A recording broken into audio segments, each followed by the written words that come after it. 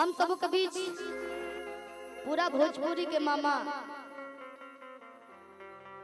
कहब रहुओ के बारे में बगा लेता नहीं तो माने के नहीं खे जानत कि हम मामा एगो बानी जा पलामू के देख लेम कोनो भी भोजपुरी के कलाकार जहां आइले आ जाई तो आ जाई। मामा पहले ही एक हफ्ता पहले ही फोन कर देनी आगे भांजा लोग के भगिना लोग के टेंशन हो जाला कि हमार भगिना आवता लो भगिनी आवता लो। मामा तुरंत फोन दौड़ाते हैं, अरे भाई शिल्पी तू आवत अड़ू हमारे गांव में, तो हमार फर्ज बनता कि तरह के पहले हम तारा खाती हाजिर रही और तन मन धन से। और मामा आज वादा भी किए हैं कि हम जाएं तो मोबाइल खरीदो, तो और ही खुशी बा। और भी हम यहाँ के दो चार गो तारीफ कर देता नहीं यहाँ के आप सेकेंड हैंड मोबाइल बनी है। चलिए मामा के बहुत बहुत स्वागत बा। ऐसा भांजे के मामा मिलत रहे किया कुंदन तू सारा हार धोला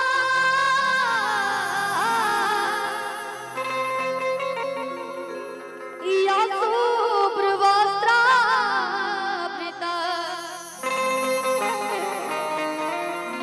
किया बेड़ा वरदंड मंडित करा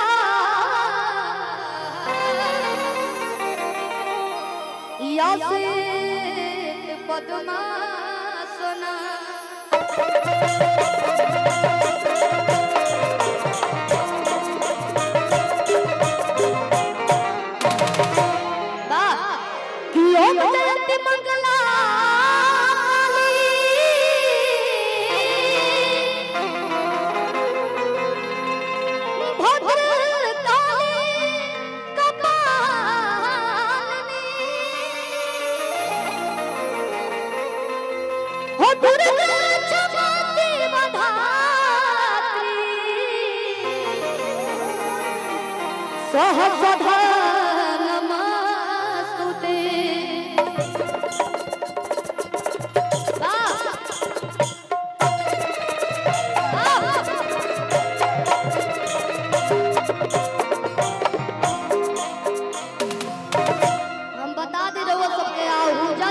आहूजा साउंड जोन बा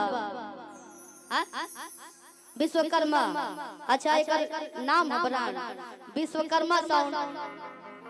हमने के बुझा था पहला मुलाकात हुए लेकिन जोड़ा नहीं थे जोना कलाकार भाई कलाकार के साथे चाहे साउंड वाला के साथे जब 10 गो टीम मिल के काम करला तो बहुत बढ़िया होला बुलंद होला। और पूरा टीम के आपके स्वागत करता नहीं बहुत अच्छा लगा था।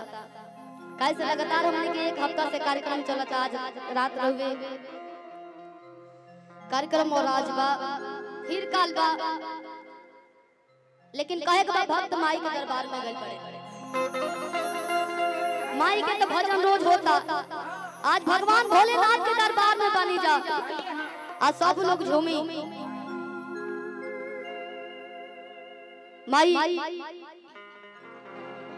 पार्वती जी जानते बनी भोले बाबा और भंगी है वहाँ के बड़ा देर ले सुतीला। सब लोग ठीक बा, सबके प्रणाम बा। माई पार्वती जी कहत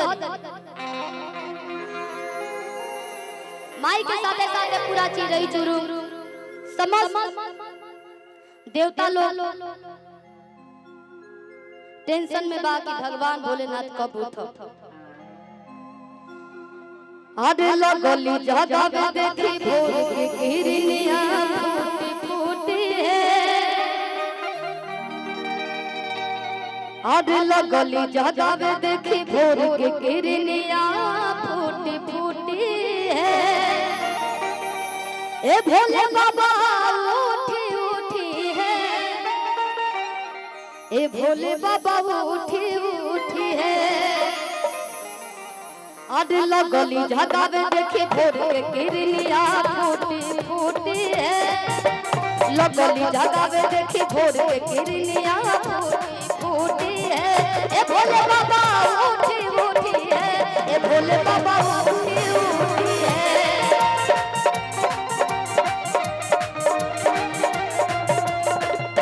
ए भोले बाबा उठी उठी है, ए भोले बाबा उठी उठी है।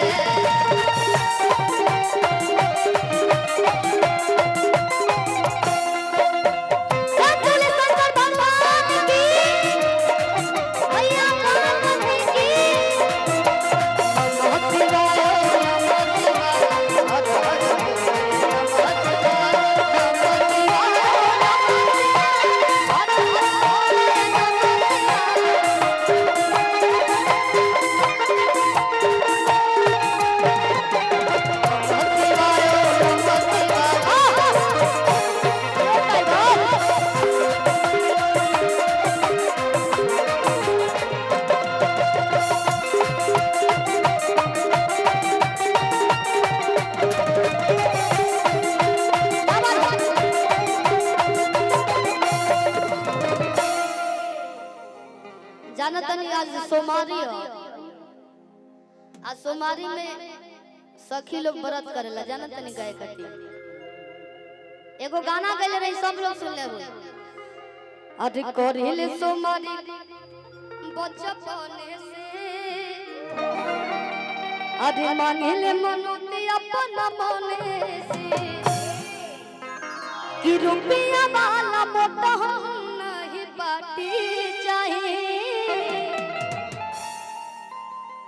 कि बोले भोजपुरी बोलिया गाना के सुन ले बा। अरे दुल्हा दे हाथी चाहिए। सखी लोग खाली हंसा तड़ी लो है, सुन ले बाड़ू लो ना। खाली हम कहनी हंसे के, कहनी के हाथ उठावे के व्रत बा आय। जेकर शादी हो गइल बा तो ओकर तो मन में लड्डू फूटता। कुंवार के बा हां, एमे तो भौजाई ढेर लोग बड़ी लोग। अरे करिले सोमारी बचपने से, अरे मांगिले मनोती अपना मने से, लेकिन लइको लोग व्रत रहेला। एक बार माई मनीषा सखी तो दोनों जनी आई सब, तब लोग हाथ उठाई। काहे कि बढ़िया सुंदर लड़की पावे खातिर लइको लोग लड़की से कम थोड़े।